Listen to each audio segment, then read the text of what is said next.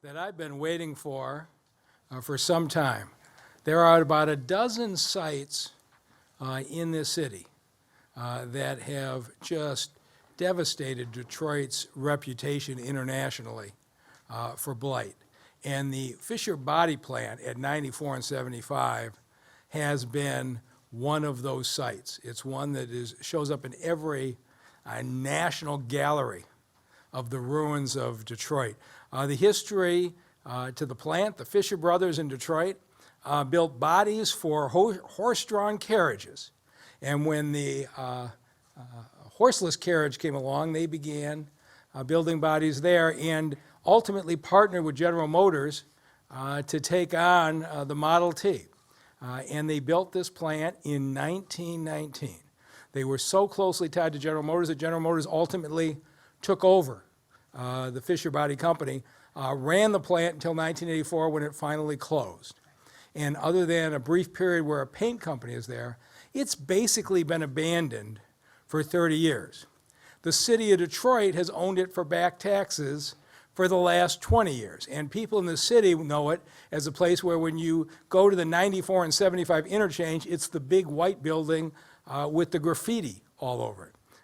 And so my first few years, we spent a lot of time going up on the roof and getting rid of the graffiti, but we tried everything to get a user for this plant. I wanted to reuse this historic building if we could, and every single time we went to land an auto supplier or a distributor, we showed them the plant, they all said, this isn't going to work.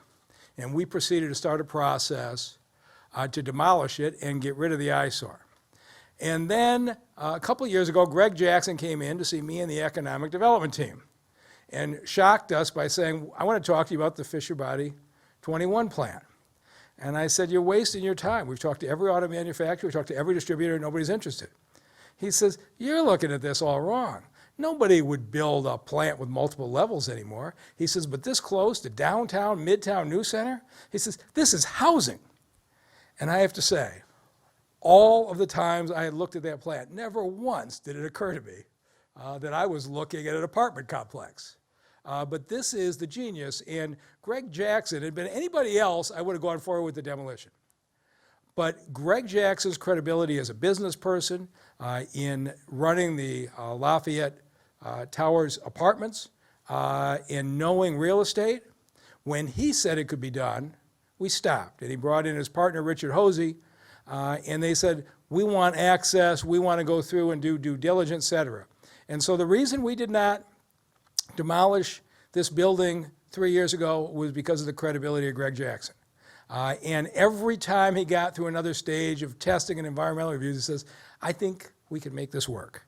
And here we are today where he has got a plan to bring 400 apartment units to a building that wasn't going to be there, set aside 20% of them as affordable, and take a historically significant building and make it a permanent part of Detroit's future.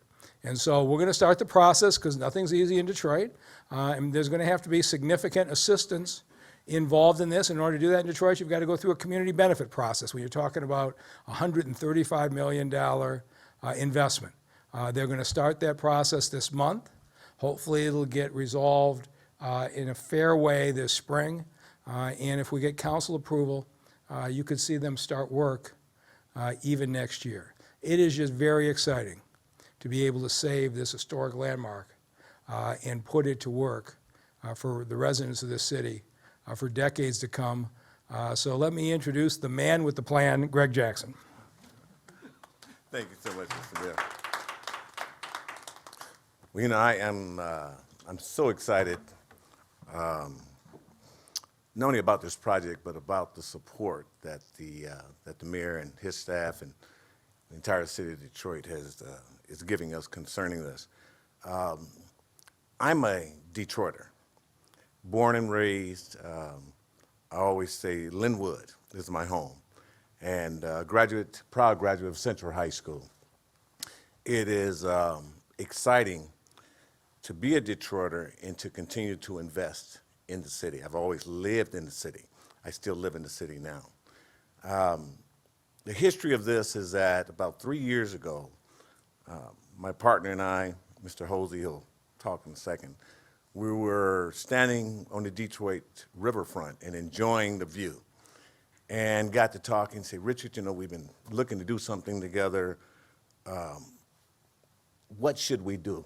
And Richard says, are you familiar with the Fisher 21 plant? And I got excited, and my eyes lit up, his eyes lit up. And we were both, interestingly enough, had been driving around it 2 or 3 times a week. So we said, let's start investigating this. We know this will work.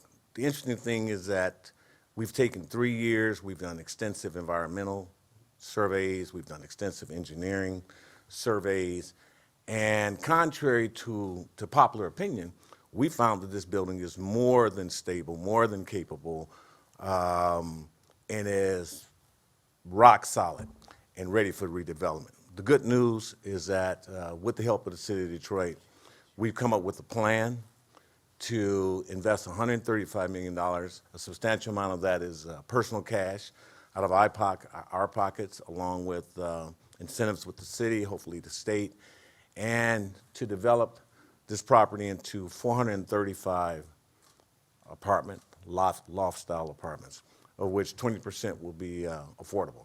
In addition to that, 28,000 square feet of commercial space, 10,000 square feet of community workspace, and just reactivate the entire area known as Milwaukee Junction.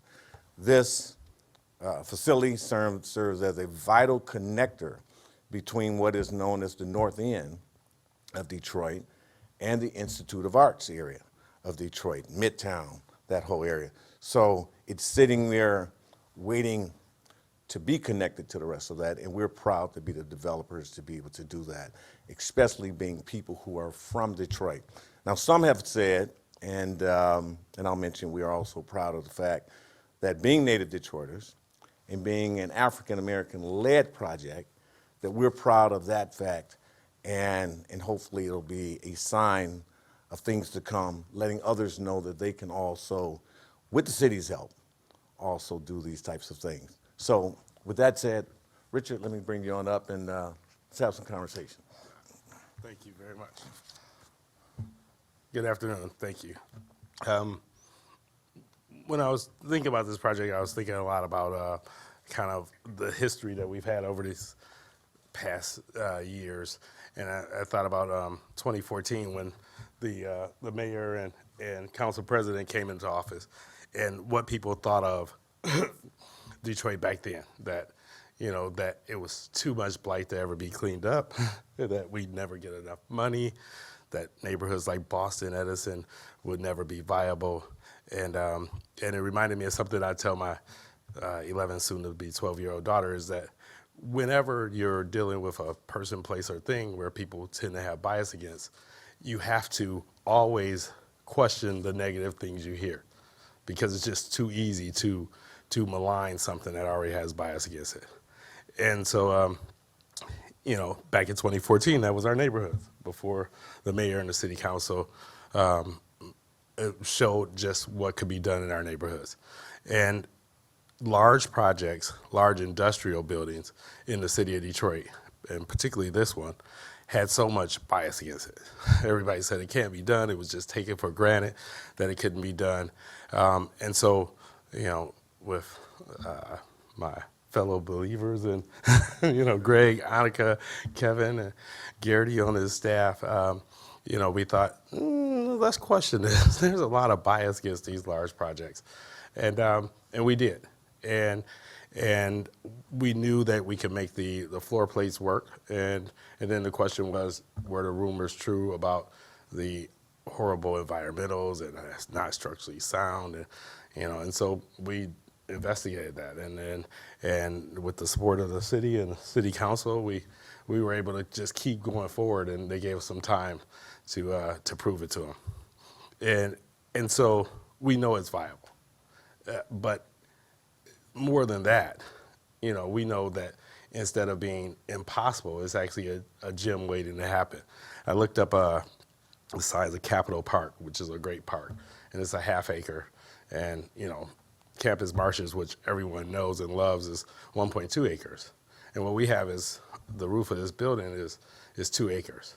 So we have this 84 feet in the sky, Campus Marshes plus.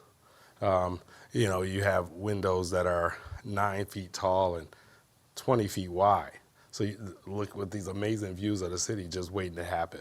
So we believed, we double checked the doubters and all the rumors and the negative information out there about this building.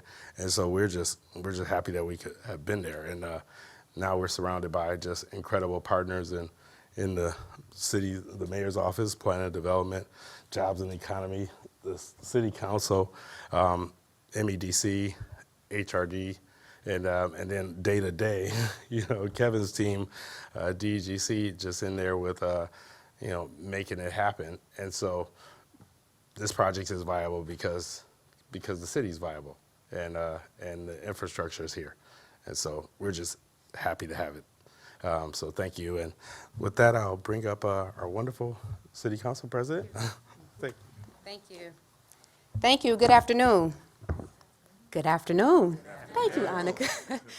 What a great day. What a historic day it is in the city of Detroit, and for this planned development to be right in the heart of the amazing district that I represent, District 5. I want to thank Greg and Richard and the development team for their vision, their investment, their foresight, and more importantly, their commitment, because I know redeveloping an industrial site can be difficult. And so I want to thank you for seeing this through to fruition to where we are today.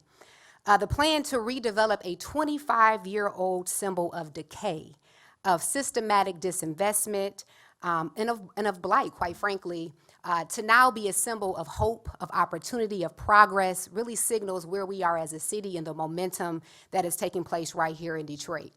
I have always firmly stood on the belief that we have the talent in our own community to build and sustain our city, and that Detroiters can be the architects of our future and also the city's revitalization and resurgence.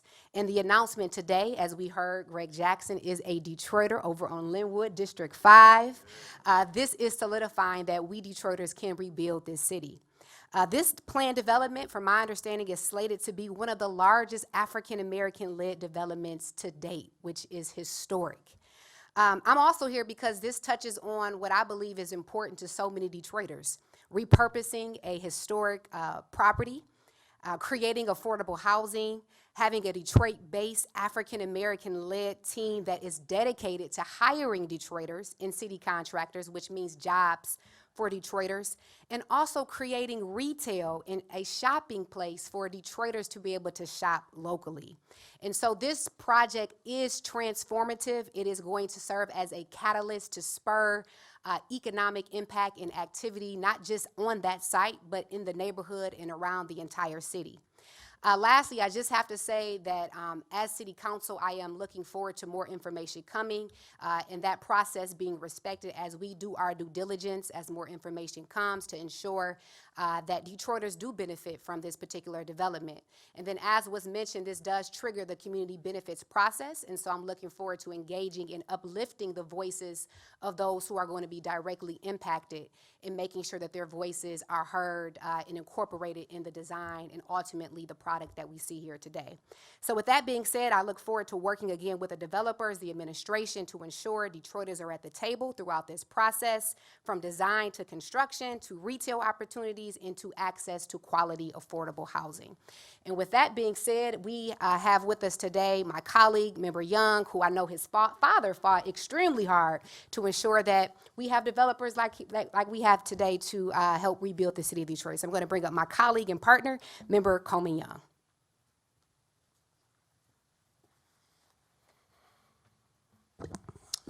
Good afternoon. First of all, I want to say thank you to Mayor Duggan as well as Council President Mary Sheffield for her leadership on this.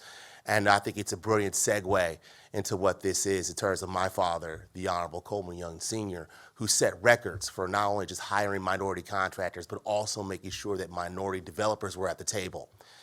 And I think, it's kind of like there's a quote that say that homes and buildings are not just bricks and beams, they're hopes and dreams. And this represents a fulfillment of a dream and a promise that has been a long time in the making. You know, this was usually looked as something that would be considered ruin porn or considered one of our great shames. And for us to be able to revitalize this, for us to turn this from a dilapidated building to a disenthralling investment that's gonna put people to work, that's gonna put money in people's pockets, that's gonna put roofs over people's heads with jobs and opportunities. This is what redeveloping Detroit is all about. And I think that this development not only represents the leadership and coming together of this city, I also think that this is symbolic of where we're going as a city in the future. You have to think about, when I look at that abandoned building, how many people went in there and sought shelter. And God forbid, the crimes that might have been taking place in that committee, the illegal drugs that were dealt in this building, the people that were potentially hurt in this building, the children that were hurt in this building, the lack of pride that people had in terms of looking at this eyesore. And now, not only are we having this $334 million development that's going to bring with affordable housing, but we're also doing this with a Detroiter and with a Black developer. This is the next generation. This is the future. And so I'm very proud to be a part of this. I look forward to working with the administration as well as with my colleagues in City Council, as well as the great leadership of Council President Mary Sheffield in order to usher this through. And I'm just very proud and excited as one son of Detroit looking at this. I think that this is a job well done in a very long time coming, and I'm very proud to be a part of it. Thank you very much.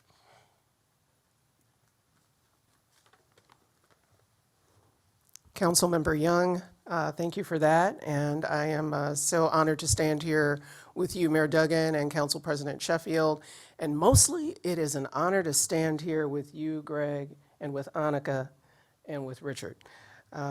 It's remarkable to be here today because real estate developers, when they're ready to take on a new project, have choices. They have choices about whether a new build on a greenfield is right, or whether a new build on an old site is right, but rarely do you have a developer who is willing to take on an industrial rehab in the middle of a neighborhood. And typically, they don't take it on because it's too costly, it's gonna take too much time, it's complicated, it's a big risk, it's hard. We are really fortunate to have Greg Jackson and Annika, his daughter, and Richard and Kevin taking on this project today. We are seeing the visual impact through this rendering of the what this will mean to the neighborhood, but I want to talk for just a second about the economic impact.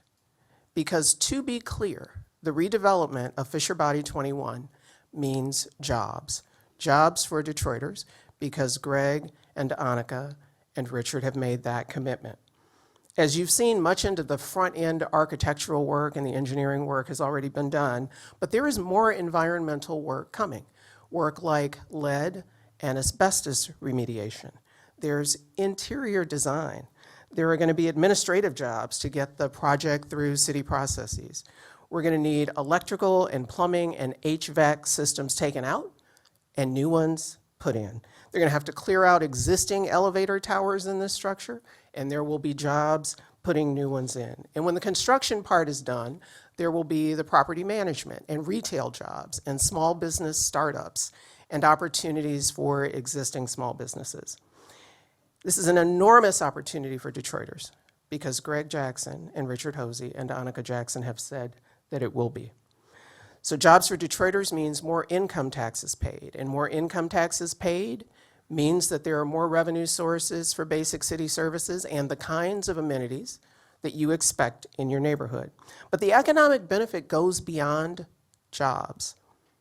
The units and co-working spaces in this facility are an important part of where work will get done as the future of work continues to unfold. As more companies adopt long-term work from home or remote work strategies, having a site where you can live and work and play is becoming increasingly important. And done well, it means good things for the neighborhood.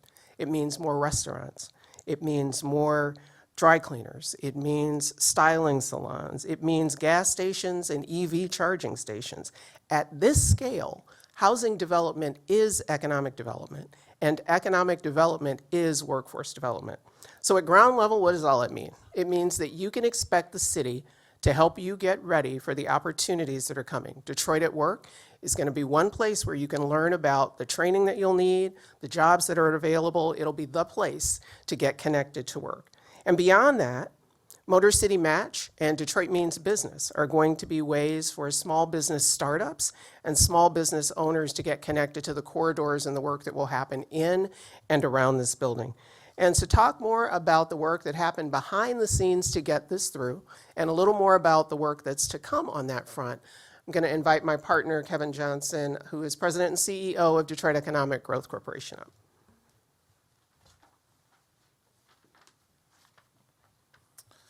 Well, thank you, Nicole, and I can't express to you just how excited that my team and I are to see this day come. I've had the great pleasure of working with Greg and Richard and Annika. Greg is a friend. He's a counselor to me, and I appreciate and respect the work that he's invested in this city, and what this means moving forward is something that is transformative. I remember the first conversation that Greg and I had, and I was trying to figure out what's inspiring this investment. Me moving here from Atlanta, the only thing I could see is a development in Atlanta called Ponce City Market. It's an abandoned Sears and Roebuck catalog distribution center, 3 million square feet. Remember us having that conversation? And I said, Greg, perhaps this could be Detroit City Market. And we can create the same kind of environment and have the same kind of economic impact that that project had in Atlanta right here in Detroit. We walked away and I laughed. I said, ain't no way in the world this guy gonna be able to pull this off. But much to my surprise and Greg's tenacity, we're here. And for that, I'm inspired as a economic development professional in this city. At the DEGC, we support this project before, during, and after construction, as we promote Detroit as a premier destination for job creation and job and business attraction. Having an asset like this gives us a tremendous opportunity to go to the marketplace and say to them, look at what we got, and look at where you could be, and look at where you can live. And this asset, I will put up against any project in the country, because I know that Greg and his team and Kevin Lawand and Richard represent quality. And that's what we need in this city. We're not downstreaming anything, we're upselling everything. And that's the kind of development that we're gonna see take place on this site. My first visit to Detroit, I was going to the 75-94 corridor. I looked out the window and I said, what in the bleep bleep is that? And it reminded me, my mother used to drive a Buick LeSabre. And I remember opening the door, and in the seam it would say Fisher Body. And I said, oh, that's where it came from. And so now to see this transform in this city is amazing. So we're gonna be with you before, during, and after the construction of this project happens, and we're looking forward to taking it around the world and selling it to those both regionally, nationally, and internationally as a destination for business. So with that, I want to pass it back to the mayor if you have any questions for him. Thank you very much. All right, anybody have any questions?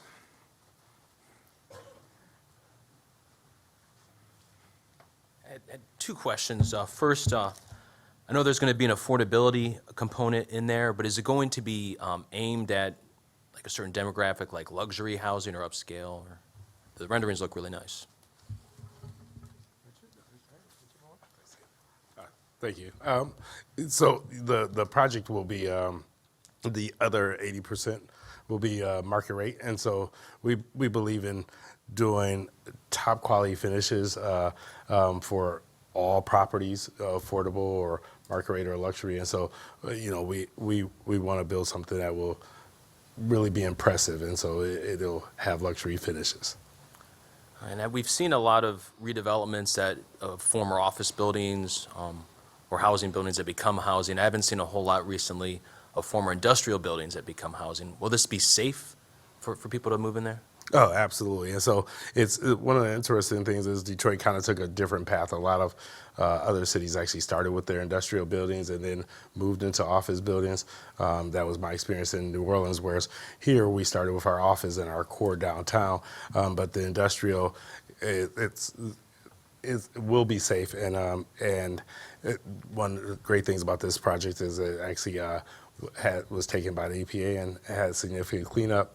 But of course, we've done substantial environmental testing to make sure that this building is clean enough that with our additional abatement, it'll be more than just safe. Richard, stand here. Actually, there's 3 partners in this project, and I'm going to ask Kevin Lewan to come up because Kevin is our construction partner, and I want him to speak a little bit to the safeness of this building. Okay. Thank you. Hi, I'm Kevin Lewan. So we did a tremendous amount of investigation in this project. As you know, the building was designed to be a center for constructing vehicles. So the entire building was overbuilt to begin with. You move vehicles through the building, up and down elevator shafts. The floors in this building were designed to carry loads of 800 pounds per square foot. The average residential building carries about 100 pounds per square foot. So the strength of this building is really second to none in terms of residential projects. We found that there's been very little degradation in the actual structure, so the building might have lost maybe 10% of its strength at this point, but we're going to go ahead and put that back together. So we're going to have a building that's probably stronger than 800 pounds per square foot, certainly well over 700. So the building's rock solid, we'll say. It's a wonderful spot, and again, to speak to the environmental cleanup, there's been a tremendous amount done, but we know exactly what needs to be done to make it perfectly safe for everybody.